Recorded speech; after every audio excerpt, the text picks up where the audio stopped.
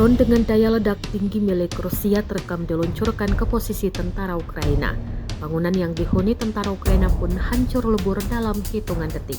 Rekamannya diunggah di Telegram pada Kamis 16 Januari 2025. Dalam keterangan unggahan disebutkan, serangan secara teratur oleh pasukan Rusia terus berlangsung di Chasiv Yar. Kali ini, drone dengan daya ledak tinggi atau drone baru jenis Blueberry mengenai posisi tentara Ukraina dalam hitungan detik.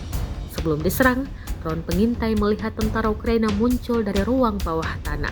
Mereka ingin pindah ke gedung lain dan bersembunyi, namun setiap langkah mereka berada di bawah intaian drone, hingga sebuah drone dengan muatan yang kuat menghancurkan tentara Ukraina tersebut.